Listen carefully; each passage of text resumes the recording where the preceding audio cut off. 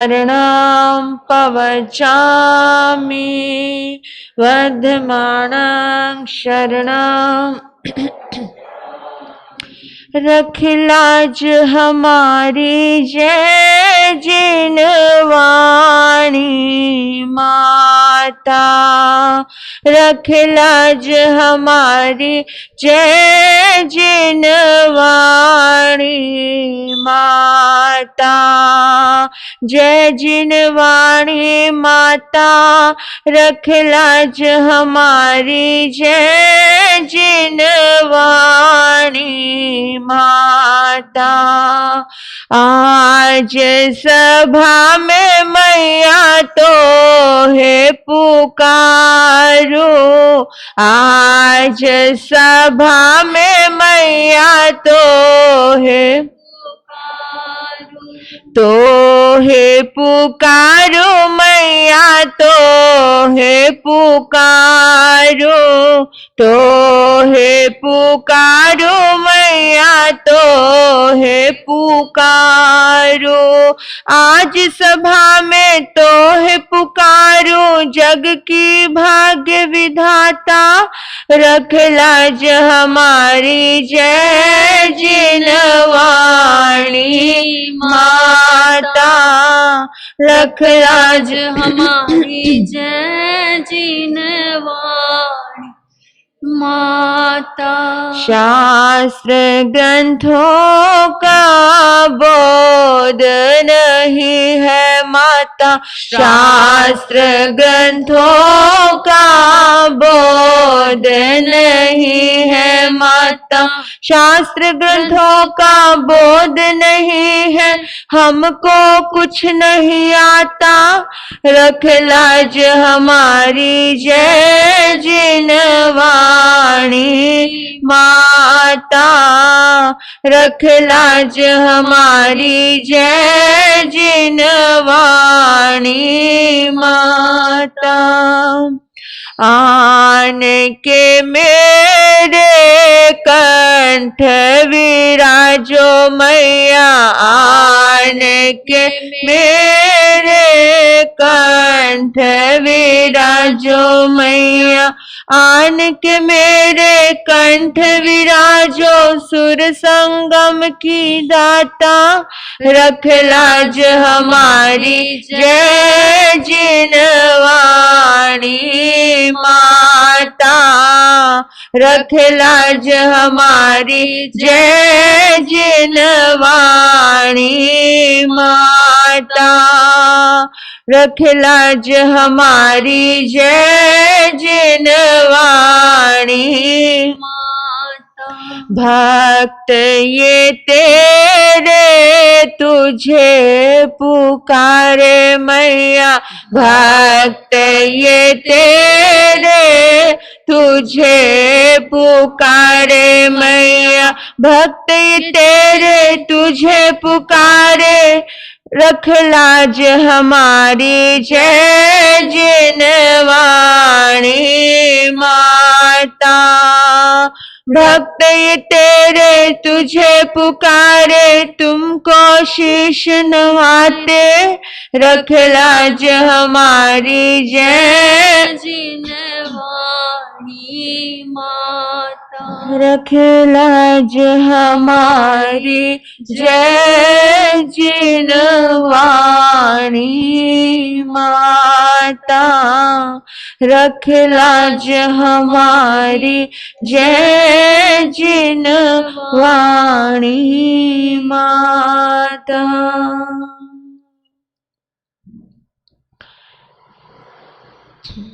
सर्वप्रथम अहिंसा भगवती के सफल आराधक त्रैलोक्यनाथ अनंत अनंत मैत्री के मसीहा शमन भगवान महावीर स्वामी के चरणों में हृदय के अनंत अनंत आस्था के साथ वंदन। आगम ज्ञान के अक्षरस्रोत आराध्य गुरुदेव, सद्मार्ग दाता नवजीवन निर्माता आराध्य गुरुनिमय एवं मेरे जीवन में आए हुए समस्त उपकारियों के उपकारों को याद करते हुए उन सभी के चरणों में वंदन नमन प्रणाम करती हूँ। संयम जीवन की सहयोगी प्रिय साध्वी जी, धर्मानुरागी धर्म बंधुओं एवं बहनों, आप सभी के अंतर में विराजमान आपकी पवित्र आत्मा को नमन करती हूँ। जन्म जन्म के दुखों का नाश करने वाली, कल्याणमय मंगल का दर्शन कराने वाली प्रभु महावीर की वेदरागवाणी आप सभी श्रवण कर रहे हैं। परमात्मा के अंतिम वचन, अंतिम बोल, चाहा गई चिंता मिटी, चाहा गई चिंता मिटी, मनुआ बेपरवाह। जिसको कुछ ना चाहिए वो शाहों का शहंशाह। जिसको कुछ ना चाहिए, बहुत बड़ी बात है, सोचना जरा। जिसको चाहिए उसका किरदार किसका होता है, और जिसे कुछ नहीं चाहिए उसका किरदार किसका होता है। विचार करना। 8वां अध्याय कपिल के नाम से है और बड़ा सुंदर ये अध्याय है। ये चोर को साहूकार बनाने का अध्याय है। जिस घर में, जिस आंगन में, जिस बिल्डिंग में चोर की तरफ से भय हो, उस आंगन में रहने वाले लोग अगर इस अध्याय को पढ़ लें तो उसके घर में कभी चोरी नहीं हो सकती। ऐसा अनूठा यह अध्याय है। इस अध्याय में एक संदेश दिया कि लोभ से जिंदगी बर्बाद हो जाती है। जहां लाभ है वहां लोभ है। ज्यादा लोभ मिलने लग जाए, ज्यादा लाभ मिलने लग जाए तो सोचना लाभ इंसान को पतन के रास्ते पर ले जा सकता है। बहुत लाभ होता रहे, बहुत लाभ होता रहे तो बहुत ज्यादा फूलना मत, क्योंकि कुछ लोग कहते हैं कि जैनियों के पास पैसा बहुत ज्यादा है। सुनते हैं ना, मेरे पास सभी तरह के लोग आते हैं, अजैन लोग भी आते हैं, और अजैन लोग मेरे से बहुत ज्यादा अच्छे से जुड़े होते हैं। लेकिन आप लोग अजैन लोगों को थोड़ा अलग दृष्टि से देखते हो, लेकिन आपको ये नहीं पता है कि कितना ये जो जैन धर्म, जिन शासन में जब आचार्यों को कोई आचार्य नहीं दिखता था तो विद्वान ब्राह्मण पंडितों की तरफ नजर जाती थी उनकी। तो इस जैन धर्म आज जो थोड़ा बहुत भी बचा है ना, जो बचा है वो हमारे विद्वान प्रकांड पंडित गंधर्वों की बदौलत बचा है, आचार्यों की बदौलत बचा है। और वो आचार्य लगभग सभी ब्राह्मण थे। तो अदर समाज के लोग पूछते हैं, कभी कभी बात आती है, वो बोलते हैं कि महाराज जैनियों के पास बहुत धन है। उसके पीछे कारण क्या है पता है आपको? ये धन होने का कारण क्या है मालूम है आपको? क्या कारण है बताइए? हाँ बोलो। हाँ, व्यापार की दूरदृष्टि। आप तो वर्तमान की छोटी छोटी बातें जो हम ये चीजें हम कर रहे हैं, व्यापार की दूरदृष्टि की वजह से धन नहीं है। व्यापार की दूरदृष्टि तो सभी के पास होती है। हर व्यक्ति अपने व्यापार को एक नंबर लेकर के जाना चाहता है। लेकिन सबसे बड़ी बात यह है कि जैन लोगों में व्यसन बहुत कम है। जैन लोगों में व्यसन बहुत कम है, क्योंकि याद रखना, जिसके पास धन आया वो व्यसनी बन जाता है लगभग। लेकिन आपका सौभाग्य है, मैं ये नहीं कहती हूं कि जैनियों में कमजोरी नहीं है, बहुत जगह कमजोरी भी होगी, लेकिन अधिकतर जो जैन है, जो जैन समाज के लोग हैं, उनके अंदर ये खासियत है। बहुत सारे, मतलब समझो मैं आपको कहूं कि 80% लोग हो सकते हैं ऐसे जो धर्म से जुड़े हैं। 20% छोड़ दो, क्योंकि आजकल हम सुनते हैं कि बहुत सारे आज युवा समाज पतन के रास्ते पर जा रहा है। थोड़ी आवाज कर दीजिए। बहुत सारा युवा समाज आज पतन के रास्ते पर भी जा रहा है। ऐसा आपको सुनने में आता है, हमें भी आता है। और ऐसा भी होता है कि भाई सामने सामने बैठ करके वो स्वीकार भी करते हैं कि भी हाँ ऐसा हुआ है। क्योंकि संगत, अगर संगत गलत पड़ गई तो गलत से मोहब्बत हो गई तो पूरी सोहबत बिगड़ जाएगी। लेकिन फिर भी काफी हद तक जैन समाज में ये चीज है कि वो व्यसनी नहीं है। और जो व्यसनी नहीं होता उसके जीवन में लक्ष्मीकांत कभी नहीं होता है। लक्ष्मीकांत कब होता है? जिसके जीवन में जुआ आ गया, जिसके जीवन में शराब पीना आ गया, जिसके जीवन में परिस्त्री गमन आ गया, ठीक है, जिसके जीवन में ये सब चीजें आ गई तो वो खत्म। सारे के सारे जो जैन समाज के लोग वो अध्यात्म गुरुओं से लगभग जुड़े हुए हैं। और जो नहीं जुड़े हैं उनका जीवन जाकर के देख लेना।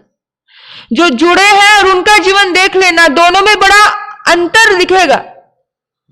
दोनों के जीवन में अंतर दिखेगा कि जो अध्यात्म से जुड़ा है, जो राजनीति से जुड़ा है उसकी बात नहीं कर रही हूं मैं, जो गॉसिप और निंदा से जुड़ा है उसकी बात नहीं कर रही हूं मैं, जो दूसरे को ताका झांक करता रहता है उसकी बात नहीं कर रही हूं। आया है आकर के दूसरे को ही देखना, उसकी बात नहीं कर रही। जो अध्यात्म से जुड़ा है मैं उसकी बात कर रही हूं।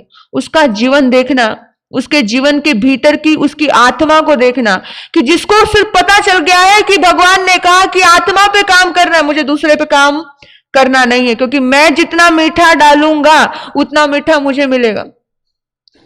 मैं जो करूंगा वो मुझे मिलेगा। ये चीज जिसको समझ गई है वो इधर क्या कर रहा है, इधर बैठने वाले को प्रतिक्रमण आता है या समाइक आती है कि वो क्या कर रहा है, उसको पता है कि मुझे क्या करना है, उसको सिर्फ इससे लेना देना है। और आप समझिए कि जो अभी जो बेचारे नए नए लोग जुड़ते हैं ना, उनको कभी कभी इतना भय लगता है, आते ही उनको पूछने लगते हैं तुझे प्रतिक्रमण आता है? अरे वो उसने आना अब शुरू किया है, अब इसी भय के मारे वो आता ही नहीं है। तो वो कहती है प्रतिक्रमण किस चीज का नाम है भाई, मुझे पता नहीं। तो कभी भी हमारे अंदर कुछ कमजोरियां इस बात की है कि हम सामने वाले को जोड़ने में ज्यादा मेहनत नहीं लेते हैं। इसलिए मैं आपको कह रही हूं आज तो मुट्ठी भर हो और कल ये मुट्ठी कब फिसल जाएगी ये भी पता, खाली हो जाएगी। इसलिए आने वाले का स्वागत कीजिए। अगर कोई संत आपको जोड़ता हुआ दिखे, मिलाता हुआ दिखे, तो उसका स्वागत करने का भाव रखिए। कभी भी जितने भी जैन समाज के पथ पर चले, और जैन समाज के पथ पर चलने वाले, जैन नाम तो पड़ा है लेकिन कोई जैन थोड़ी था, क्षत्रिय कोई जैन थोड़ी थे, वो भी राजा। हाँ, और जितने भी जो भी केवली बने और जितने भी आज जिस अध्याय को मैं पढ़ रही हूं वो भी ब्राह्मण थे। वो भी बहुत बड़े प्रकांड विद्वान के पुत्र थे। विचार करो कि हमारे जीवन में बुराई कब आती है? जब हमारे जीवन में व्यसन आ जाता है।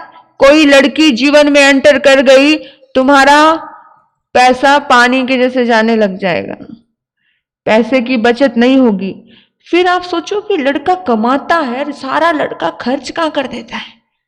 व्यसन लग गया ना, व्यसन लग गया। 7 कुव्यसनों से दूर रहने की बात की, जिसके जीवन में 7 कुव्यसनों से दूर रहने की भाव है, और जो 7 कुव्यसनों से दूर है वही जैन है। आप केवल जन्म, भगवान ने कहीं नहीं कहा कि जो आप जन्म से जैन हो, कर्म से जैन नहीं हो तो आप जैन नहीं हो। जो व्यक्ति जन्म से जैन है उसका जैन होने का कोई फायदा नहीं है। भगवान कहते कर्म से जैन बनो, और जो कर्म से जैन बनता है उसी की जिंदगी में लक्ष्मी टिकती है।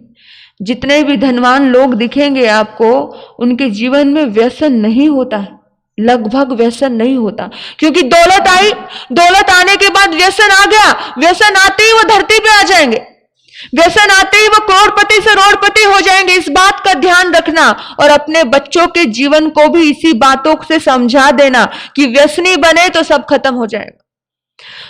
तुम कहीं भी रहो, किधर भी रहो, लेकिन अपने 7 कुव्यसनों से दूर रहो। इस बात का विशेष रूप से ध्यान देना। जब व्यसन नहीं होगा तो लक्ष्मी कभी जाएगी नहीं, लक्ष्मी इंसान के पास ही रहेगी। आपको पता है, बड़े बड़े सेवा करने वाले लोगों ने, एक समय ऐसा था, मदर टेरेसा जब इस धरती पे थी तो मदर टेरेसा ने एक बात अपने भाषण में कही थी। कहा कि मुझे हर कौम का व्यक्ति मिला जिसकी मैंने सेवा की, मुझे हर कौम का बच्चा मिला जिसकी मैंने सेवा की, लेकिन मुझे कोई जैन बच्चा नहीं मिला, मुझे कोई जैन बच्चा नहीं मिला जिसकी मैंने सेवा की। विचार करना। लेकिन आज आप जीतो के माध्यम से आज कितने जैनियों की सेवा कर रहे हो? आज आपके आकुड़ी निगड़ी में भी कितने जैनियों को सेवा पहुंच रही है। यानी कहीं ना कहीं जैन समाज का कुछ ना कुछ तो ह्रास हो रहा है कि ऐसी स्थिति आ गई है। विचार करना, जरा सोचना कि भी किस तरह से कहां कहां पर हमारे जीवन में लॉस हो रहा है, क्यों हो रहा है, उसका कारण क्या है, उस कारण को पहचानो। क्योंकि साधु ने अपने आप को इस कदर बांध लिया है कि साधु हर कहीं पहुंच नहीं पा रहा है। इतनी बंदिश में, 4 दीवारियों में साधु कहां कहां पहुंचेगा? जब तक बंधन में रहेगा तब तक कहीं पहुंच नहीं सकता। और साधु एक समय ऐसा था कि महावीर अनार्य देश में जाकर के अपने कर्मों को खत्म करते हैं और उनको सही राह भी दिखाते हैं। और आज तो ऐसा है ही नहीं। आज तो साधु सामाजिक हो गया है, 4 दीवारियों का हो गया है। साधु 4 दीवारियों का था ही नहीं। आज अगर साधु निकल जाए, हमारे एक मुनि हुए बहुत बड़े, उनको बाबा, भोले बाबा कहा जाता था। रूपा मिस्त्री गली लुधियाना में उनका बहुत अच्छे से काफी टाइम तक उनका रहना हुआ। वो निकल जाते थे दोपहर के 2 बजे और जाकर के हॉस्पिटलों में जाते थे। हॉस्पिटलों में जाते थे और हॉस्पिटलों में कौन पड़ा होता है? जो कुव्यसनी होता है। किसी ने गुटखा खाया है, किसी ने ये खाया, कोई पुराना कर्म हो तो बात अलग है, लेकिन लगभग ऐसा। तो जाकर के वो उनको मंगल पाठ सुनाते थे, उन्हें धर्म का संदेश देते थे। कभी भी अकेले संत फक्कड़ फकीर कभी भी निकल जाते थे। लुधियाना रूपा मिस्त्री गली में उनका अंतिम जीवन उन्होंने अपना बिताया। लुधियाना के लोग उन्हें भगवान के जैसे बहुत मानते हैं। पंजाब में ऐसे संत हुए जो बड़े फक्कड़ फकीर थे, जिन्होंने पूरे के पूरे गांव को जैन बना दिया। ऐसा एक अभियान संतों के दिमाग में था, लेकिन आज कुछ नहीं बचा है, क्योंकि संत को समझ आ गया कि समाज बहुत सपोर्ट करने वाला नहीं है। इसलिए संत बैठ गया, मुझे क्या लेना देना भैया। और अगर संत ये सोच करके बैठ जाए मुझे क्या लेना देना, तो मुझे लगेगा कि वो कहीं ना कहीं वो अपने ओहदे से, अपने लक्ष्य से, एक स्थान से हट रहा है। दुनिया तो बोलेगी, समाज बोलेगा, लोग बोलेंगे, सपोर्ट करे नहीं करे। ऐसे संत भी हुए हैं पंजाब में जो चौराहे पर खड़े हो जाते थे, चौराहे पर, और जाने वाले व्यक्ति को कहते थे कि मुझे कुछ देकर के जाओ। लोग पता है कुछ 5 रुपए 10 रुपए निकाल के देने लगते, तो उन्होंने कहा कि नहीं, हमें ये नहीं चाहिए, मुझे ये नहीं चाहिए। बोला क्या चाहिए फिर? बोला तुम्हारे जीवन में अगर कोई दुर्गुण है, अगर तुम सिगरेट पीते हो, अगर तुम मांस भक्षण करते हो, अगर तुम शराब पीते हो, तो वो मेरी झोली में डाल दो। ऐसे संत हर रोज की, आपको कहूं कि आप 1 घंटा आकर के यहां समाई करते हो, कितने लोगों को लाभ मिलता है? हाँ, वो जाकर के हर रोज ऐसे ही समाई करते थे और ऐसा ही ध्यान करते थे, चौराहे पे खड़े हो जाते थे। और बहुत लोग जो कहते ना कोरे घड़े होते हैं ना, कोरे घड़े, उनके भीतर, उस भीतर में पानी डालो ना, तो पानी की एक एक बूंद क्या हो जाती है, एक एक बूंद उसमें समा जाती है। देखो, साधना करने का हर किसी का अपना अलग तरीका होता है, और वो ऐसा ही करते, चौराहे पे खड़े हो जाते, आकाश तप रहा है ना, धरती भी तप रही है, ऐसे फक्कड़ फकीर चौराहे पे खड़े होकर 4-4 घंटे यही काम करते। और कितने लोगों को उन्होंने जिन शासन का अनुयायी बना दिया। एक सरपंच ने वहां दीक्षा ली, गांव के सरपंच ने, कोई जैन शब्द उनके पीछे नहीं लगता था। गांव के सरपंच ने दीक्षा ली, पूरा का पूरा गांव जैन हो गया। और आप सोचिए कि जो धर्म का फॉलो एक जैन व्यक्ति नहीं करता है, वो धर्म को ऐसा इतना फॉलो करते हैं वो लोग, रात्रि भोजन उस पूरे गांव में नहीं बनता है। और एक पूरी की पूरी एक वीडियो बनकर के तैयार हुई कि हर घर के, अभी जिनको प्रवर्तक बनाया सुभद्र मुनि जी महाराज, जो पहले आचार्य सुभद्र मुनि जी महाराज साहब थे, उन्होंने गांव गांव में जाकर के क्रांति की। और उनके जो गुरु थे, और आपको है इसे बिल्कुल ठेठ गांव जहां पर इतना इतना घूंघट निकाला जाता है, ऐसे ऐसे गांवों में जाकर के वो रह रहे, और इतनी क्रांति उनके गुरु के गुरु ने। आपको मुनि मायाराम जी महाराज से बड़े बड़े संत हुए जिन्होंने इतने सुंदर सुंदर काम किए। एक वीडियो आया था, गांव के घर के बाहर, हर घर के बाहर एक महावीर का, एक संत का चित्र था, हर घर के बाहर। यहां तो यह पता नहीं चले कि कौन सा घर जैन का है, कौन सा घर अजैन का है, लेकिन उस गांव के हर घर के बाहर एक पत्रकार वहां पहुंच गया कि आखिर माजरा क्या है, आखिर कारण क्या है कि ये सारे घर के बाहर एक ही जैसा चित्र है।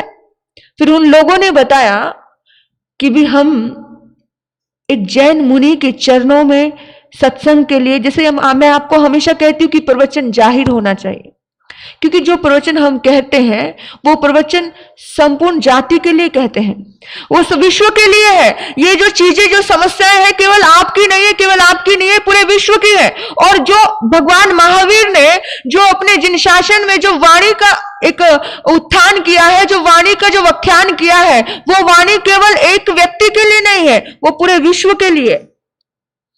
क्रोध मान माया लोभ की समस्या सारे विश्व की है, ये 7 क्वेश्चन की समस्या सारे विश्व की है। तो यानी महावीर पूरे विश्व के थे। महावीर केवल एक 4 दीवारी में रहने वाले लोगों के लिए नहीं थे। कुएं के मेंढक को थोड़ा बाहर निकालना सीखो। मैं कहूंगी साधु संत भी कुएं के मेंढक हो गए, क्योंकि हम लोग जाहिर प्रवचन में विश्वास नहीं रखते। हम लोग क्या, साधु समाज भी वो काम नहीं करता है कि भी थोड़ा सा ये तो हो, आपको थोड़ा अलग लगता है कि ये क्या हो रहा है, लेकिन सचमुच थोड़ा अलग हटके काम करोगे और अगर समाज थोड़ा साथ दे दे और ऐसे क्रांतिकारी संतों का साथ दे दे, तो ये समाज, ये जिन शासन कहीं का कहीं पहुंचेगा। आपको मेरी बातें समझ आती है कि नहीं आती मुझे नहीं पता, लेकिन मुझे लगता है कि किसी को तो आएगी। कोई तो बैठा है, कहीं तो बैठा है जो आकर के कुछ तो क्रांति करेगा साथ में मिलकर के। हमारे विचार ऐसे हैं, जिन शासन में ऐसे ऐसे साधु हुए जिन्होंने ऐसा देखा, और हमने ऐसा सुना, ऐसा देखा, और वो माहौल हमने देखा कि इतनी आबादी बड़ी है। आपको हमारा एक जगह चातुर्मास हुआ, मानसा मंडी चातुर्मास हुआ। आपको इस अध्याय में समझ आएगा कि ये मुनि होकर के ये जंगल में जाते हैं विदेशना देने के लिए। कपिल मुनि, उनको कोई राज्य नहीं लगा। कपिल मुनि को कोई संसार के राजपाट के लोग नहीं लगे, वो जंगल में गए, उन्हें जहां जरूरी लगा वहां गए। आपको पता है मानसा मंडी में हमारे सभी का, बड़े महाराज जी का सभी का चातुर्मास हुआ। हम तो सब बहुत छोटे थे उस टाइम, लेकिन मैं आपको एक बात कहना चाहती हूं, वहां पर 36 कौम आती थी प्रवचन में। 36 कौम, वहां जैन का घर तो एक ही था, और वहां पर 5-5 हजार पब्लिक होती, और सारे ओसरवाल, अग्रवाल, सारे के सारे जो बनिया, पूरा बनिया समाज पूरा जैन हो गया वहां पे। और वहां पे अच्छे वहां के लोगों ने दीक्षा तक करवाई, आप सोचो। और दीक्षा में क्या गजब का उन्होंने काम किया, क्या गजब का काम किया, आप हैरान हो जाओगे। कर्म से ही कोई, बोलो, जैन नहीं होता, ये भगवान महावीर कह रहे हैं, मैं नहीं कह रही। और जो अध्याय आप आज सुन रहे हो, जो अध्याय के ऊपर आज चिंतन चलेगा, वो अध्याय भी किसका है? राज पुरोहित के बेटा, ब्राह्मण कपिल का है। और इस उत्तराध्ययन सूत्र में तो हरिजन भी मिलेंगे आपको, उत्तराध्ययन सूत्र में तो चारों जातियां आपको मिलेंगी। फिर आप सोचो और विचार करो, कभी कभार हमारे मन में ये जात पात का भेद कहां से आता है? कौन है ये? कोई भी इंसान अपने कर्म से श्रेष्ठ है। ये शास्त्र अगर पढ़ लें तो हमारे दिमाग की बत्तियां बहुत खुल सकती हैं। लेकिन हम लोग क्या है, वही हमें बहुत सी चीजें क्लियर पता नहीं है और बहुत छोटी छोटी चीजों पे हम अटक जाते हैं। और अटकने वाले कभी शिखर पर नहीं जाते, अटकने वाले तो भटकते ही हैं। अटकने वाले भटकते ही, इस बात का ध्यान रखना हमेशा के लिए। आज मैं आप लोगों को एक ही बात का आह्वान करती हूं कि अपने जीवन में एक संकल्प लो। कपिल मुनि ने संकल्प लिया था, पुराने जन्म में संकल्प लिया था। सब लोग समूह में बैठ करके चर्चा हुई कि जिस किसी को भी सबसे पहले धर्म मिलेगा वो धर्म को संदेश देने के लिए पहुंच जाएगा, धर्म का संदेश देने के लिए पहुंच जाएगा। जिसको भी पहले मिले वो दूसरी आत्मा को जगाने के लिए आ जाए। ऐसे ही समूह में बैठे थे। हम भी आज संकल्प ले सकते हैं कि जिसको भी पहले अध्यात्म मिले, जिसको भी पहले सच्चा धर्म मिले, वो सच्चा धर्म की सत्य का ज्ञान करवाने के लिए सबसे पहले आएगा। सत्य का ज्ञान, सत्य मार्ग बताने के लिए आएगा। जब तक संकल्प नहीं होते, जब तक वादे नहीं होते, जब तक एक दूसरे से प्रॉमिस नहीं होता, तब तक याद रखना संकल्प से सिद्धि होती है। बिना संकल्प के कोई सिद्धि होती नहीं है। कपिल मुनि पूर्व जन्म में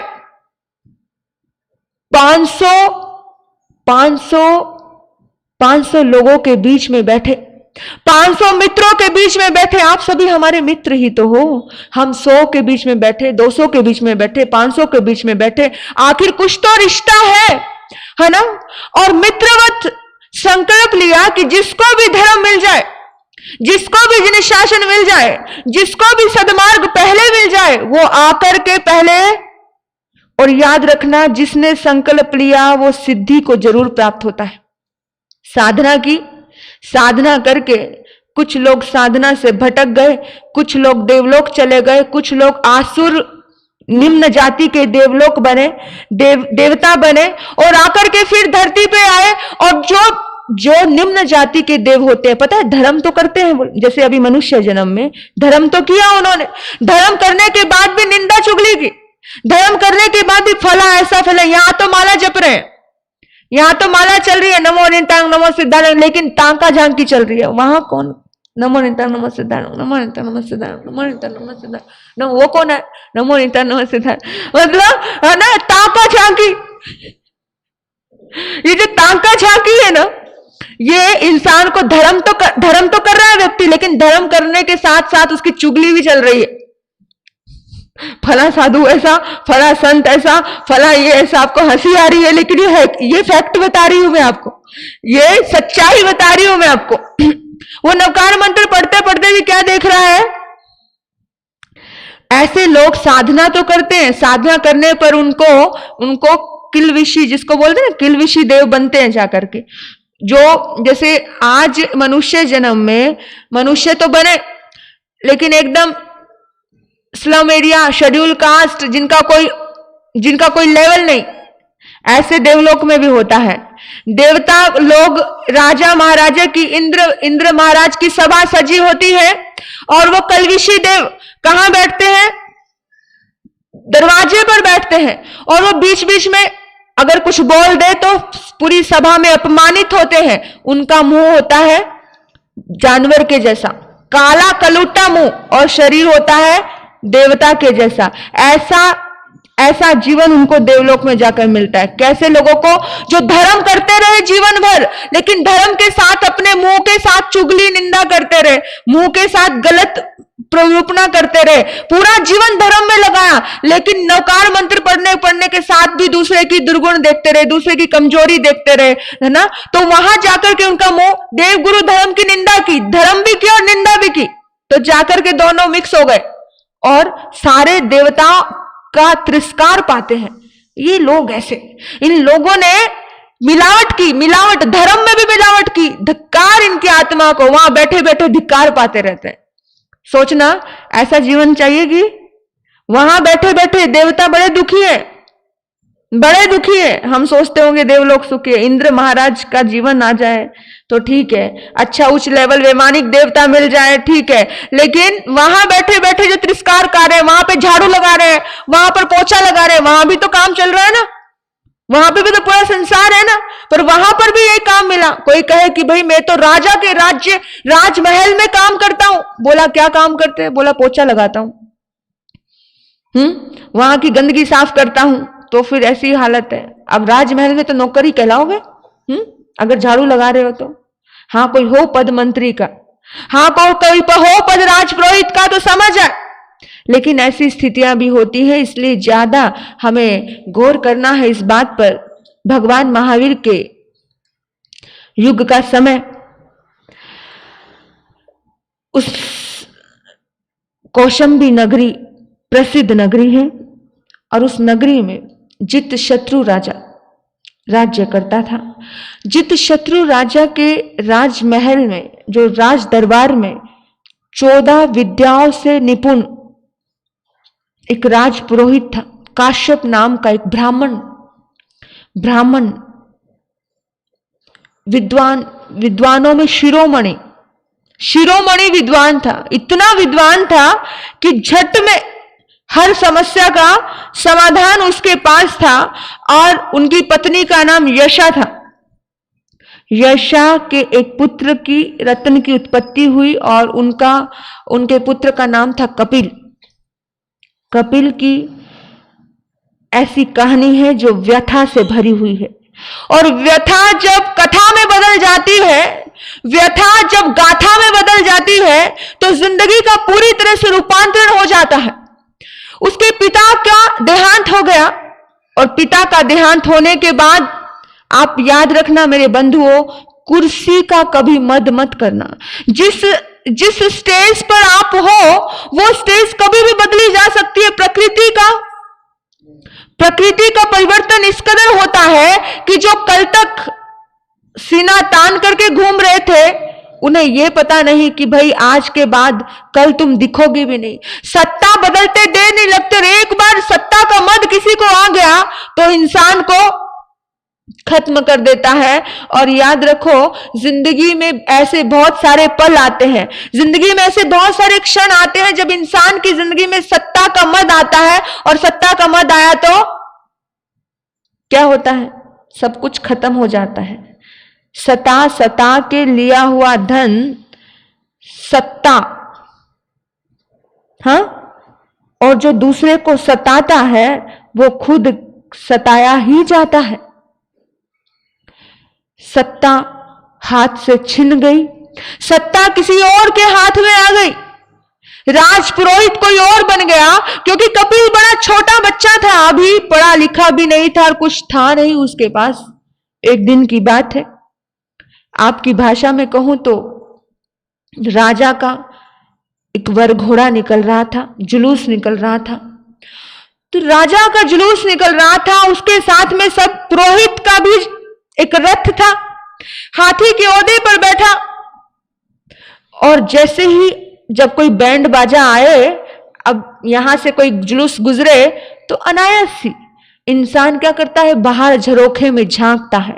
आपने ये बातें 1000 बार सुनी होंगी, लेकिन मैं कहती हूं, जब भी कुएं से पानी निकालो, जब भी कुएं से पानी निकालो, तो पानी प्यास बुझाने वाला ही होता है। कभी ये मत सोचना कि 1000 बार पानी पिया है, आज क्यों पीना, कभी सोचते हो? नहीं सोचते। तो जिस तरह से जितने प्यास से, जितनी चाहत से वो पानी पिया जाता है, उतनी चाहत से इस अध्याय को ग्रहण करना, उतने ही चाहत से, क्योंकि इस अध्याय में प्रतिक्षण एक पॉइंट आपको मिलेंगे, एक पॉइंट इस कदर आपको जीवन को पूरी तरह से रूपांतरण करने वाले पॉइंट मिलेंगे इस जीवन। जिस वक्त यात्रा जा रही थी और उस यात्रा को देखने के लिए यशा यानी कि पुरोहित की ब्राह्मण की पत्नी बाहर झांकती है, यशा की आंखों में आंसू आ जाते हैं। यशा की आंखों में आंसू आए, वो बच्चा उसके पास है। उसने पूछा, मां तू रो क्यों रही है, क्या हुआ? बोला कुछ नहीं बेटा, बस आंख में कुछ चला गया था इसलिए निकाल रही हूं। बोला नहीं नहीं मां, तू कुछ दर्द में है, तू एक बार अपना दर्द बता दे, तेरे दर्द को दूर करने में जी जान लगा दूंगा। बोला बेटा कुछ नहीं, तू अभी छोटा है। बोला नहीं मां, मैं छोटा नहीं हूं, मैं छोटा नहीं हूं। मां तो हमेशा बच्चे को क्या सोचती है, बच्चा अभी छोटा ही है। बोले मां तू मुझे बता क्या बात है। उसने कहा बेटा तू सुनना चाहता है तो सुन, ये जो राजपुरोहित अभी इस हाथी के ओहदे पर बैठ के गया ना, ये गादी तेरे पिता की थी। अगर आज तू शिक्षित होता, अगर आज तू पढ़ा लिखा होता तो ये गादी तेरे हिस्से में आती रे, लेकिन ये गादी छिन गई और आज हम एक कोने के मक्खी के जैसे पड़े हैं। मां तू चिंता मत कर, तेरा सपना मैं जरूर पूरा करूंगा। मां मैं तेरा सपना पूरा करूंगा। मुझे पढ़ना है मां तू मुझे पढ़ा। मां ने कहा बेटा तू पढ़ना चाहता है तो ठीक है, मैं तुझे जरूर पढ़ाऊंगी। एक श्रावस्ती नगरी में तेरे पिता के एक मित्र हैं, उन मित्र का नाम है इंद्रदत्त। तू उनके पास चला जा, वहां जाकर के तू शिक्षा ग्रहण कर ले और बोल देना कि मैं उनका पुत्र हूं। याद रखना मेरे बंधुओं, एक पॉइंट यहां और आता है कि अपने दोस्त के पुत्र को पुत्र ही समझना, वो होता है सच्चा दोस्त। अगर कोई मित्र का पुत्र आपके पास आ जाए कि मेरे पिता ने ये कहा या मेरे पिता चला गया, और आकर के आपके पास आए और आप उसे संभाल लो अपने पुत्रवत, आज ऐसी दोस्ती जिंदा है तो सचमुच दोस्ती है। कितनी बार एक जमाना ऐसा होता है, पुराने जमाने में ऐसे ही मित्र दुनिया से चला जाता और मित्र उस परिवार का क्लेश, उस परिवार की परेशानी, उस परिवार की आर्थिक स्थिति को संभालने में सहायता करते थे कि ये मेरे पिता के मित्र। ये ऐसे रिश्ते कमाइए आप, ये रिश्ते आपके पुत्रों को काम आए। ऐसे रिश्ते कमा करके जाइए आप जिंदगी में कि क्योंकि आपकी छाया, आपकी दोस्ती की छाया, आपके रिश्तों की छाया कल को कहां पड़ेगी? आपके बच्चों पे पड़ेगी। और अगर आपने रिश्ते अच्छे नहीं निभाए तो कोई आपके पुत्र पुत्रियों के लिए खड़ा हुआ नहीं मिलेगा। तो ऐसे रिश्ते बनाना, उस ब्राह्मण ने ऐसे रिश्ते बनाए थे, ऐसे रिश्ते जमाए थे। पहुंच गया अपने पिता का नाम लेकर उस इंद्रदत्त के पास। इंद्रदत्त बड़ा खुश हुआ, अरे वाह, मेरे मित्र का पुत्र आया है, मेरा ही पुत्र है, तू मेरा ही अपना है। जैसे मैं अपने पुत्र को पढ़ाऊंगा वैसे ही मैं तुझे पढ़ाऊंगा।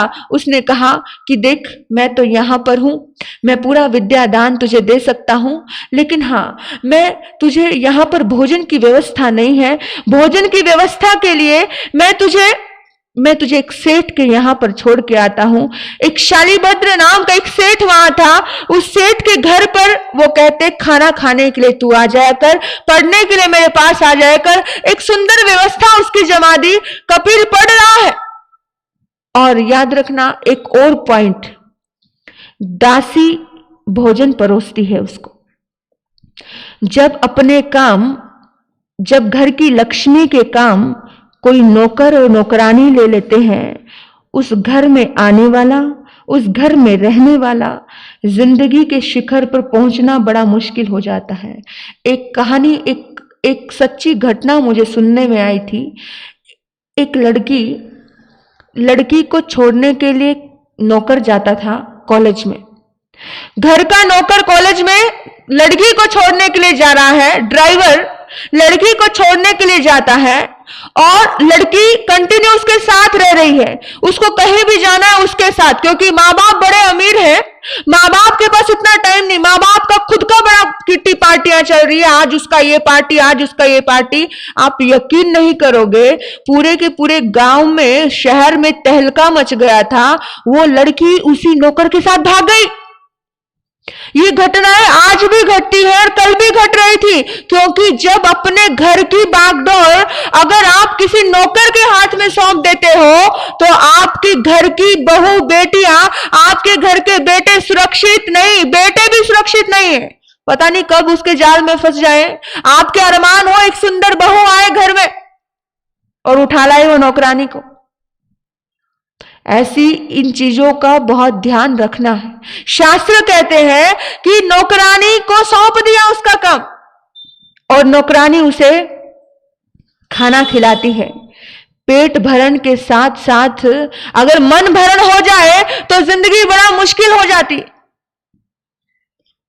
और आसपास वो जाती है, आसपास वो मंडराती है। और याद रखना, ओछा व्यक्ति ओछा ही काम करता है, ओछा व्यक्ति ओछा काम करता है, क्योंकि देखो जो ओछे व्यक्ति की कोई इज्जत नहीं होती, वो कुछ भी कर सकता है। जो इज्जतदार है, जो अपने लेवल के हैं, उनको इस चीज को समझना चाहिए। और आपके घर में आने वाला कोई कैसा भी हो, उसको भी इतनी सुंदर समझ दे देनी चाहिए कि वो सही समझ रखे, उसको भी अच्छा मार्गदर्शन देना चाहिए, उसे भी धर्म सिखाना चाहिए ताकि उसके भीतर में सही समझ आए। और अगर आ गए और आपको सिर्फ काम से मतलब है, काम करवाया और मतलब नहीं, आपके रंग में रंग करके कोई अच्छा बने, ओछा ना बने। आपके रंग में रंग कर कोई अच्छा बने, ओछा नहीं बने। अच्छे और ओछे में बड़ा फर्क है। शब्द थोड़े सेम सेम लगते हैं, लेकिन फर्क बहुत, जमीन से आसमान तक का फर्क है। नौकरानी से आंख मटक्का हो गया, आंखें लड़ गई, और आंखें लड़ी और वो भोजन पेट भरने के साथ साथ वो कब दिल के रास्ते से निकल गई और दिल में बस गई, पता नहीं चला। गया था मां के सपने सजाने, और हो गया क्या?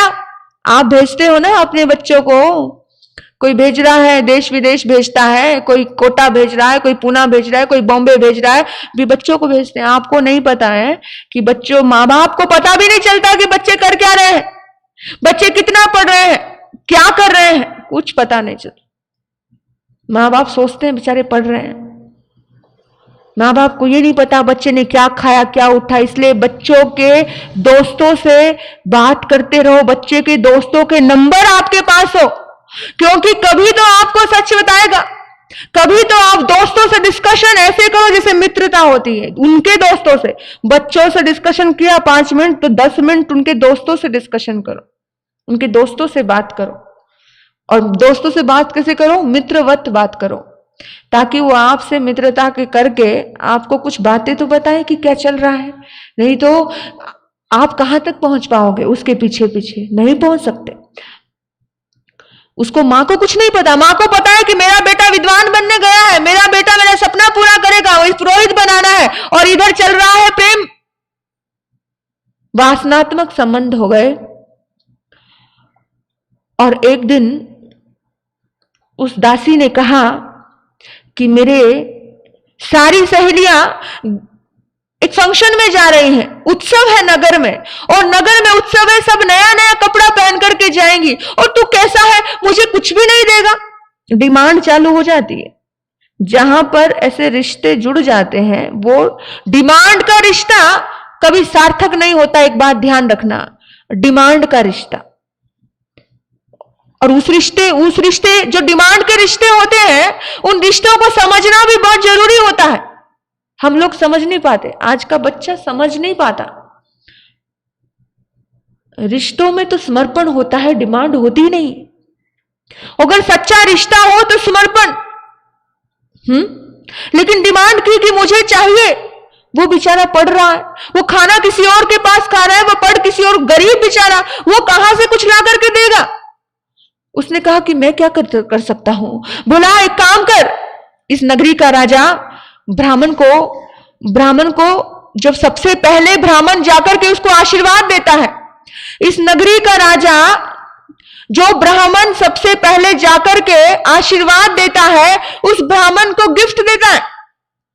जाकर के उस ब्राह्मण से गिफ्ट लिया, आशीर्वाद दिया, खाली नहीं जा रहा है, आशीर्वाद देगा, क्योंकि वो जमाना बहुत देवपुत्र समझे जाता था, ब्राह्मण देव कहा जाता था। तो उसने कहा ठीक है, तो वो 2 माह से सोना देता है, जा। और बोला ठीक है चला जाता हूं। तो रात भर उसके दिमाग में घूमती रही अपनी प्रेमिका की बात कि उसने क्या कहा है कि जा जा तू लेट मत हो जाना। वो रात को ही चल पड़ा, रात के अंधियारे में चल पड़ा। देखो कहते ना ब्लाइंड इंसान अंधा हो जाता है, लव इज ब्लाइंड। और पता नहीं लव था क्या था भगवान जाने, लेकिन अगर उसको इतना दुविधा में डाल दिया, इतना दुविधा में डाल दिया, रात को ही चल पड़ा। रात को जाता है, जाने के रात को ऐसे सड़कों पे घूम रहा और राज दरबार के पास जाकर के एक उस दीवार पे खड़ा होने की कोशिश किया तो किसने पकड़ लिया? सैनिकों ने पकड़ लिया, सिपाहियों ने पकड़ लिया। पकड़ करके बोला चोर चोर चोर। बोला मैं चोर नहीं हूं। बोल अब कितनी बार, एक बात ध्यान रखना, कितनी बार भी कहो, एक बार शंका के घेरे में आ गए, बेचारा वो कितनी बार भी अपनी सफाई दे, पर किसी को सफाई समझ नहीं आ रही है। लोग तो समझ रहे चोर ही हो गया, लेकिन वो चोर नहीं था, वो तो आशीर्वाद देने आया था। पर दुनिया ऐसी ही है, एक बार अच्छे भले इंसान के ऊपर भी दाग लगाने के लिए बैठी है। और 10 लोग के बीच में अगर एक किसी को चोर साबित कर दिया तो 10 लोगों में कोई एक व्यक्ति ही धर्मात्मा होगा जो उसके भीतर की बात समझ पाएगा। नहीं तो 10 लोग अरे चोर ही होगा, ये साला ऐसा है, ये है, वो है, ऐसा है। मतलब सब तरह की, क्योंकि दुनिया ऐसी, दुनिया गलत पे बहुत जल्दी विश्वास करती है और अच्छाई पे, सच्चाई पे जल्दी विश्वास नहीं करती। राजा के पास पेश किया गया, राजा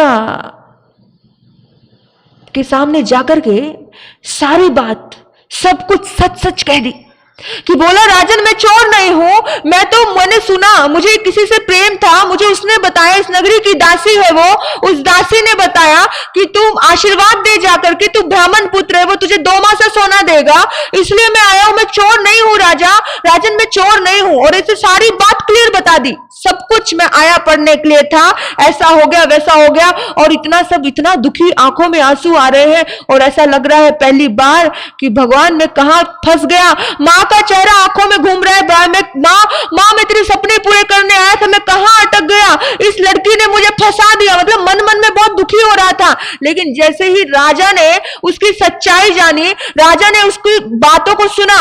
याद रखना, जब व्यक्ति यहां से बोलता है तो समझ आ जाती है, समझ आ जाती, समझदार को समझ आ जाती है। हाँ, जो बुद्धू होंगे उनको नहीं समझ आएगी, जो अज्ञानी होंगे उन्हें नहीं समझ आएगी। राजा, मैंने कहा ना, 10 लोगों में एक ही व्यक्ति को किसी की भावनाओं को समझने की ताकत होती है। और राजा ने उसकी भावनाओं को समझा। राजा ने कहा कि बेटा, तेरी माँ ने तेरे से कितनी उम्मीदें रखी थी। हर बच्चा जब पढ़ने के लिए भेजा जाता है तो माँ बाप बड़ी उम्मीद से उस बच्चे को भेजते हैं, लेकिन वहां जाकर अगर वो गलत ट्रैक पे चला जाए और आपके हाथ में और आपके आसपास आपके समझ में आ जाए तो उस समय, उस पल में समझाना हमारा फर्ज होता है और जरूर समझाना चाहिए। लेकिन उस राजा ने कहा कि बेटा, मैं तेरी सच्चाई पे बहुत प्रसन्न हुआ हूं, मुझे खुशी है तेरी सच्चाई पर। बोल तुझे क्या चाहिए, बोल तुझे क्या चाहिए। और याद रखना मेरे बंधुओं, जब कोई मांगने के लिए कह दे तो 2 पल की मोहलत मांग लेना। जब कोई मांगने के लिए कह दे कि मांगो क्या मांगना है, तो सोचने का थोड़ा समय मांग लेना। एक बात हमेशा याद रखना, देने के टाइम में बिल्कुल सोचना नहीं। शास्त्रकार कह रहे हैं, देने के टाइम में बिल्कुल सोचना नहीं, दे देना, दिल खोल करके दे देना। लेकिन जब कोई कहे कि लेना है क्या, ये ले लो, तो लेने के टाइम में 1000 बार सोचना। और जो लोग लेने के टाइम में सोच लेते हैं, उसका जीवन कपिल के जैसे सिद्ध गति को प्राप्त होता है।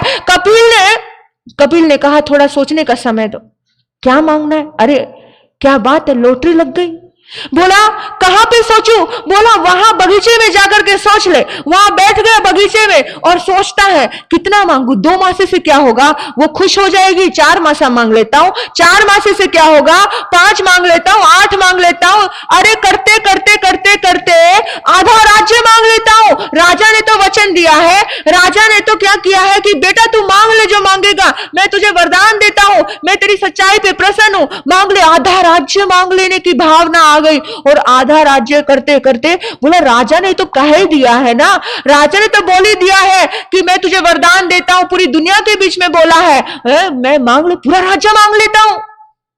उंगली पकड़ाई और एकदम से जब पूरे राज्य की कहानी याद आई, फिर एकदम से अंदर में एक आवाज आई, अरे कमाल करता है तू, कमाल करता है तू, ऐसे लोभ के दलदल में फंस रहा है तू। विचार करते करते विचार करते करते ऐसी गहराई में उतर गया, ऐसे गहराई में उतर गया। अरे कहां आया था, किसके लिए आया था, कहां फंस गया, कहां फंस गया। और बस ये सोचते सोचते सोचते सोचते वहीं पर ज्ञान प्रकट हो जाता है। कहा तो पूरा राज्य की भावना, छूट गई वो दासी, छूट गई वो ममता, छूट गया वो संसार और चल पड़ा। वो बोला, राजा कहता है तू अभी तक नहीं आया, अभी तक नहीं आया। राजा खुद गया उसके पास, वही मांग, तुझे क्या मांगना है। बोला अब कुछ नहीं चाहिए, चाह गई चिंता मिटी, अब कोई चिंता ही नहीं रही, अब कोई टेंशन ही नहीं, अब सारे बंधन टूट गए, अब कुछ नहीं चाहिए। अरे ब्राह्मण देव ऐसा मत करो, हमारे आंगन से खाली मत जाओ, आप कुछ तो लेकर के जाओ। बोला चाह गई चिंता मटी, चाह ही नहीं बची। जब चाह ही नहीं है, अब कोई चिंता नहीं है, अब कुछ नहीं चाहिए, कुछ नहीं चाहिए। याद रखना मेरे बंधुओं, लोभ के कारण पक्षी जाल में फंसता है। लोभ जागा मेरे भीतर में तो मैं प्रेम के जाल में फंस गया। लोभ जागा शरीर का आकर्षण, ये जो संसार में प्रेम तो इस दुनिया में है ही नहीं। प्रेम बहुत ऊंची चीज है, ये मोह है। और जो कहते हैं तेरे बिना मैं जी नहीं सकता, तेरे बिना मैं मर नहीं सकता, ये शरीर का आकर्षण है। और शरीर का आकर्षण एक दूसरे से कुछ चाहत है कि एक दूसरे से शरीर का स्पर्श का सुख मिलेगा, ये सुख का आकर्षण, ये कोई प्रेम नहीं। प्रेम तो मीरा ने किया था, प्रेम तो सुदामा और कृष्ण का था। प्रेम बड़ा निस्वार्थ होता है, प्रेम में कहीं कोई, प्रेम राधा का था, प्रेम में कहीं कोई चाह ही नहीं होती। और चाह हो जाए तो प्रेम नहीं, वो मोह है। हाँ, प्रेम बहुत उत्कृष्ट चीज है, बहुत ऊंची चीज है, बहुत ऊंची। और आज के लोग प्रेम करना जानते ही नहीं।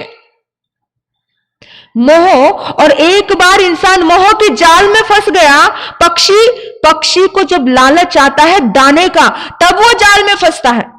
और अगर आपके जाल में कोई फंसा, या आप किसी के जाल में फंसे, या आज का युवा एक दूसरे के, यंगस्टर जो बच्चे होते हैं एक दूसरे को आई लव यू कहते हैं कि प्यार, और 4 दिन बाद वो ब्रेकअप करके रोते हुए मिलते हैं। यानी कि क्या मतलब है इसका? इस बात का यही आपको समझ आ रहा है कि प्रेम नहीं था, सिर्फ एक अपना लोभ था उसके प्रति, कुछ लोभ। आंखों को किसी का रूप अच्छा लगा, ये लोभ आ गया कि उसको देखना मुझे अच्छा लग रहा है, वो चल रही है, वो बोल रही है, मुझे अच्छा लग रहा है। हाँ, जिस दिन उसका रूप सुंदर प्रकट हो गया, भीतर का रूप, या क्रोध आ गया, कुछ ऐसा आ गया, या दूसरे के पीछे लग गई वो, तो हमारा 1 मिनट में वो मोह द्वेष में बदल जाता है। मोह ही द्वेष में बदलता है, राग ही द्वेष में बदलता है।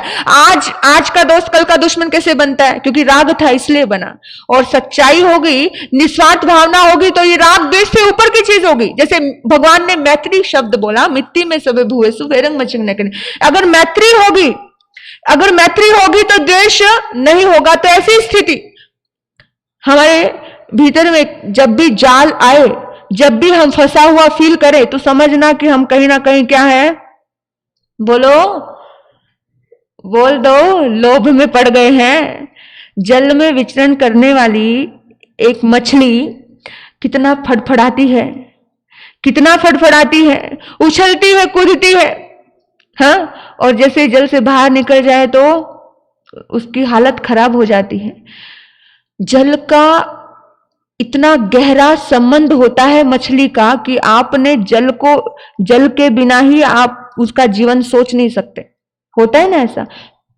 हमने जल को इतना प्रयोग किया कि जल को ही अपना जीवन बनाना पड़ा, ऐसी स्थिति आ जाती है। इसलिए जल को भी व्यर्थ मत करो, हम लोभ में आ जाते हैं। अच्छा 4 दिन बाद पानी, आज तो यहाँ तो आप सौभाग्यशाली हो, हर दिन पानी आता है, और जल का भी लोभ, हर चीज का लोभ इंसान करता है, तब जाकर कैसी स्थिति आती है, तब जाकर कैसी होती है। और लोभ आने के बाद फिर इंसान कुछ भी बेकदरी करता है। आप कहते हैं बंदर, जंगलों में रहने वाले हाथी, आपको मैंने एक कहानी भी बताई थी पहले, एक स्टोरी बताई थी कि हाथी को फंसाया कैसे जाता है। हथनी, बनावटी हथनी बना करके हाथी को फंसाया जाता है। बनावटी हथनी बना दिया और उसको एक मोम की हथनी, और हाथी उसको देख करके आकर्षित होता है और फंस जाता है, खड्डे में गिर जाता है, और 6 महीने, कुछ महीने तक उसको भोजन नहीं दिया जाता, उसको कमजोर किया जाता है। तभी एक इंसान के जाल में फंसता है वो हाथी। नहीं तो मजाल है, हाथी की ताकत इतनी है हाथी की ताकत कि एक इंसान के बस में हो जाए। हाथी इंसान से कई गुना ताकत है, लेकिन इंसान ने अपनी बुद्धि का षड्यंत्र रचा और उसको फंसा लिया। और जब जब भी लोभ आएगा फंसोगे, जब जब भी लोभ आया फंसा, और इंसान दुखों को प्राप्त करेगा। तो मोक्ष मार्ग के लिए बहुत बड़ा एक नाशक तत्व है लोभ, क्योंकि लोभ इंसान के अंग अंग में रहता है। आपको मैं बता दूं, 4 कषायों का कहीं ना कहीं स्थान है। अहंकार आया तो गर्दन अकड़ी, क्रोध आया तो प्रेम चला गया, है ना। माया आई तो छल आ गया, दिल में बेईमानी हो गया, और लोभ आया तो पूरा रोई रोई बेईमान हो गया। रोम रोम में बेईमानी भर जाती है। इसलिए भगवान महावीर कहते हैं कि लोभ जब भी आए तो समझ लेना कि कहीं ना कहीं फंसने की तैयारी चल रही है। आपको पता है भगवान महावीर के जहां 14 चातुर्मास हुए, वो राजगृह नगरी, आपको इतना ध्यान रखना, वहीं पर मम्मन सेठ, वहीं पे अर्जुन माली का आतंक, और वहीं पर कपिल मुनि के 500 शिष्य नहीं थे, अभी पुराने जन्म के दोस्त थे, और आज 500 चोर है। 500 चोर, क्या 500 चोर राजगृह के बाहर घने जंगल में अपना आशियाना बसा करके बैठे हैं। राजगृह नगरी इतनी डिस्टर्ब है, इतनी परेशान है, और उसी नगरी में बार बार महावीर जा रहे हैं। विचार करना जरा, सोचना कि जिस नगरी में महावीर के 14 चातुर्मास हुए हो, उस नगरी का तो कितना उत्थान, कितना कल्याण हो सकता, लेकिन जिसके निमित्त से जिसका कल्याण होने वाला है, उसी के निमित्त से होता है। उन 500 चोरों का कल्याण महावीर के निमित्त से नहीं हुआ, उसका कल्याण किसके निमित्त से? कपिल मुनि के निमित्त से। कपिल मुनि हो गया, कपिल ने सारे बंधन तोड़ दिए, सब कुछ छोड़ दिया।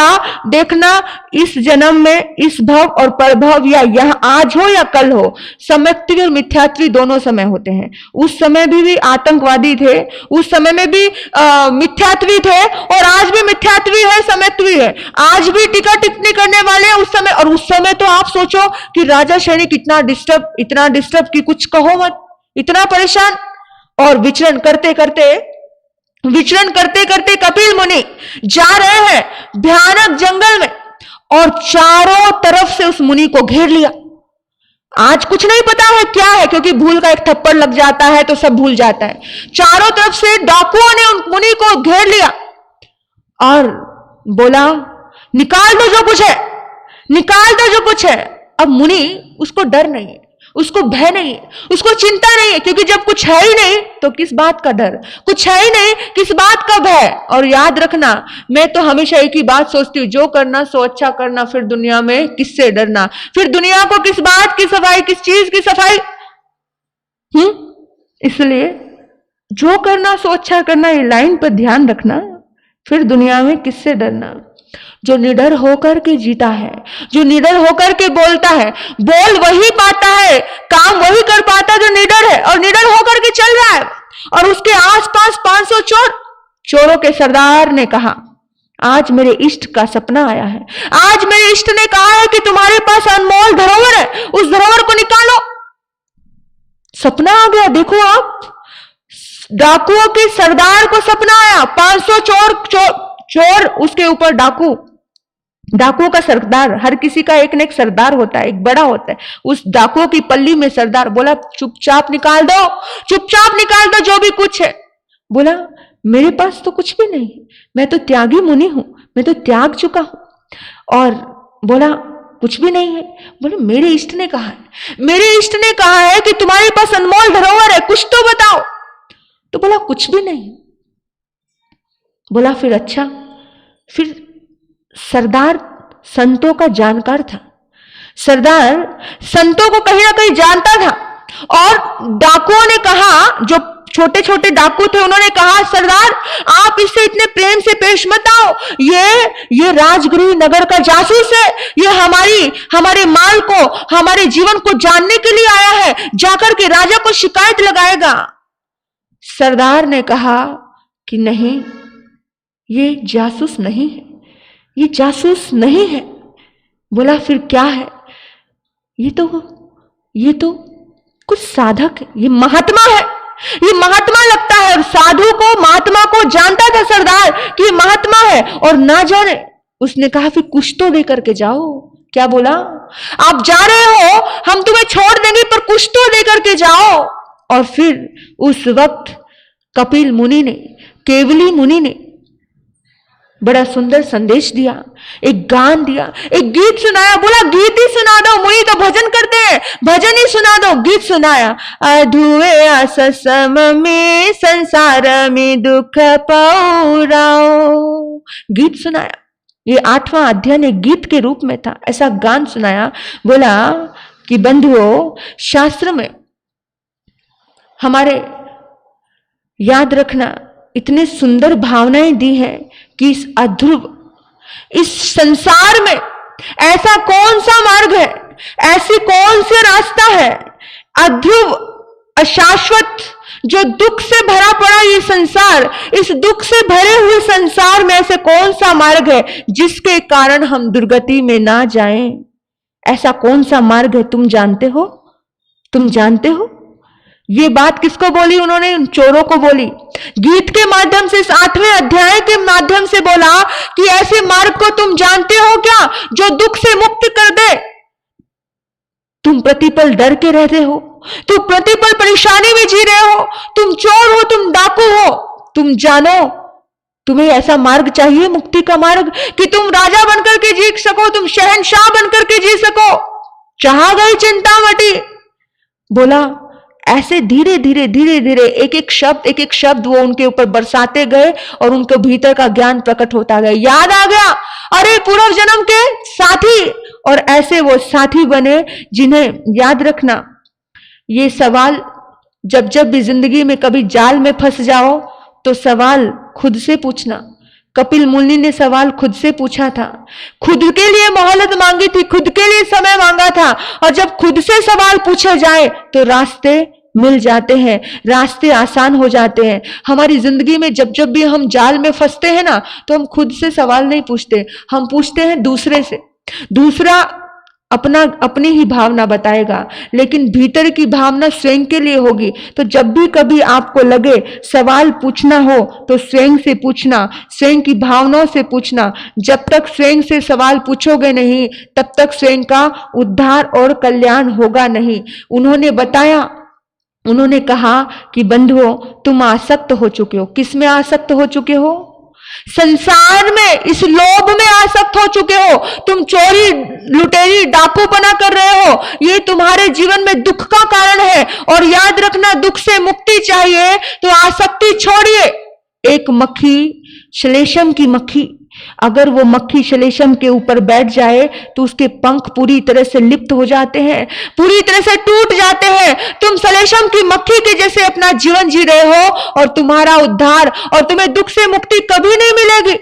और ऐसे करते करते करते करते जब व्यक्ति को स्वयं का भान होने लगता है तो उन सबकी आत्माएं जाग जाती है। और जैसे ही सबकी आत्माएं जागी, जैसे ही संसार निराधार लगा, जैसे ही संसार दुख का कारण लगा, वो 500 के 500 चोर मुनि हो जाते हैं। और जैसे ही मुनि होते हैं, जीवन में फूल खिल जाता है। राजगृह नगरी खुशियों से झूम उठती है। राजा श्रेणी जब देखता है कि वो 500 चोर मुनि हो गए, राजा श्रेणी के हाथ जुड़ जाते हैं, नमन करता है और जिंदगी फिर से खुशियों की आबादी से आबाद हो जाती है। मेरे बंधुओं, यही 8वां अध्याय हमें संदेश दे रहा है। बहुत छोटे छोटे संदेश देता है कि इंसान को निष्पाप होकर के अपनी बात रख देनी चाहिए। इंसान को जो भाव है, निष्पाप होकर, जो पापी मन से किसी से बात करता है, कपिल ने पापी होकर के बात नहीं कही, निष्पाप होकर के अपनी सारी बातें रख दी। आपके मन में जो बात आए, निष्पाप भाव से बात रख देना, समस्या का समाधान आपको अपने भीतर से मिल जाएगा और आपका कल्याण हो जाएगा। बस यही ये संदेश दे रहा है उस सूत्र कि जो व्यक्ति अपनी साधना के रास्ते पर बढ़ना चाहता है, साधना के मार्ग पर जो आत्माएं चलती हैं, वो आत्माएं सिद्ध गति को प्राप्त कर लेती हैं। आपने मुझे सुना। आपके भीतर बैठे परमात्मा को नमन करते हुए ओम शांति।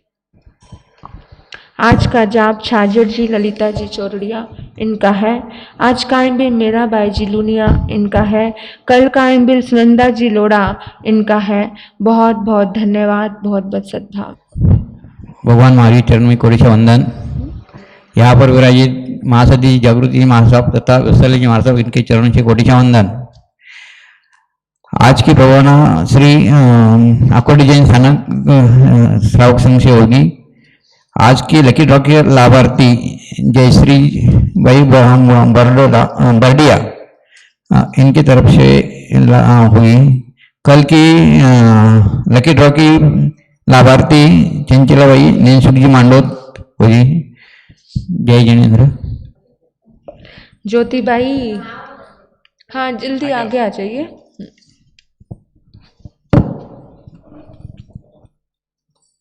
हाँ दे दीजिए।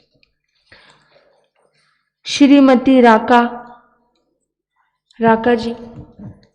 जी, विजयबाई जी कर्नावट, फटाफट आ जाइए आगे। मनसुख जी छाजड़, सो कर्नावट आकुर्डी, नाम नहीं पूरा लिखा है। हर्ष सो निमिडिया कंचन,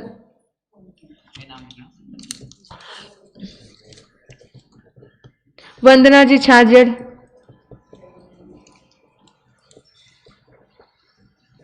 विमल जी दुग्गड़,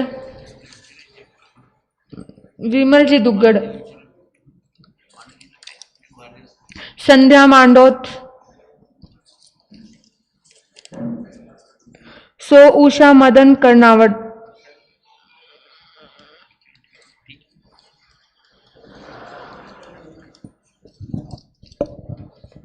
सुनीता जी लुनावत,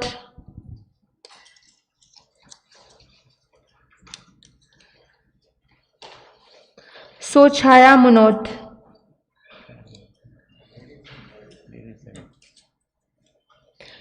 सभी लकी आत्माओं को बहुत बहुत धन्यवाद, शुभ भावना। और एक कल का लकी ड्रॉ श्री विजयाबाई जी का कर्नावट, इनकी तरफ से भी होगा लाभार्थी। आज के पचखान इकाशने का पचखान। इकाशने एक टाइम लगातार चातुर्मास प्रारंभ से बहन जय बहन की इकाशने चल रहे हैं, उनको बहुत बहुत हम साता पूछते हैं। इकाशना तप करने वालों को एक टाइम भोजन का पचखान त्याग बोशरे। आज का आइम्बिल लंबी आइम्बिल तप में माँ मीराबाई जी, तप गगन चंद्रिका, इनको बहुत बहुत धन्यवाद है। देखिए शरीर इतना सा हो गया है, लेकिन आत्मा का जो बल है बहुत गजब का है इनका। जिन शासन देव की, जिन शासन माता की आप पे कृपा बरसती रहे, यही सद्भाव से आपका आइमिल का पचखान, आइमिल पचखामी अनथागुण ससागर महत्रागर उखित विवेगन घी संसर्नंग लेवा लेवंग तस्मस्मा सस्मा त्याग त्याग बोशरे बोशरे। आइमिल तप करने वालों को, लंबी आइमिल तपस्या करने वालों को, और कोई पचखान पोरसी पचखामी जगन पर त्याग बोशरे बोशरे।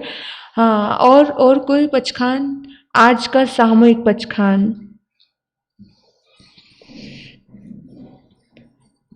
वर्धमानं शरणं पवज्जामि, वर्धमानं शरणं पवज्जामि, ये जाप करना है। और आज इस शास्त्र से हमें एक संकेत लेना है कि कभी भी किसी ने कहा कि मांग लो तो पहले सोचना है। हाँ, पहले सोच लेना कि कितना मांगना और क्या मांगना, और देने के टाइम सोचना नहीं। जैसे आपको हर दिन कहा जा रहा है कि आप अपना हर दिन का अंतराय तोड़ो। हर दिन भोजन खाते हो ना, तो भोजन इसलिए खा पा रहे हो कि आपने अंतराय तोड़ी है, नहीं इतनी पूरी जिंदगी की अंतराय तोड़कर आए हो आप, इसलिए हर दिन आप आराम से जीवन जी रहे हो। तो अगर अंतराय हो, भोजन में अंतराय आती है ना, भोजन में बाधा भी आ सकती थी, लेकिन जिंदगी में आई क्या आपकी जिंदगी में? तो आपने कितना पुण्य कमाया है दे करके। तो कोई भी आत्मा खाली नहीं जाए, नमन करके, भाव करके, कुछ अर्पण करके जाए, बहुत भाव से, एक करण एक योग से गुरु महाराज के आगे से त्याग बोशरे बोशरे। बोलिए भगवान महावीर स्वामी की, संसार के सभी महान पुरुषों की, जैन धर्म की। चैता भारंग वासंग चक्रवर्ती महडियो संति संति करे लोहे पत्तो गई मिनत्रंग। हिरिहंत परमात्मा स्वास्थ्य लाभ बना रहे, सुख शांति बढ़ती रहे, हर अच्छे कार्य में सफलता प्राप्त हो, इन्हीं सद्भाव से। चितारी मंगलम, अरिहंता मंगलम, सिद्धा मंगलम, साहू मंगलम, केवली प्नतो धमो मंगलम। चितारी लोगुत्मा, अरिहंता लोगुत्मा, सिद्धा लोगुत्मा, साहू लोगुत्मा, केवली प्नतो धमो लोगुत्मा। चितारी शरणं पवज्जामि, अरिहंते शरणं पवज्जामि, सिद्धे शरणं पवज्जामि, साहू शरणं पवज्जामि, केवली प्नतो धमो शरणं पवज्जामि। पहला शरणा अरिहंत का, दूजा सिद्ध भगवान का, तीजा शरणा धर्म का, चौथा सारणी ग्रंथ। ये चार शरण दुख हरण जगत में।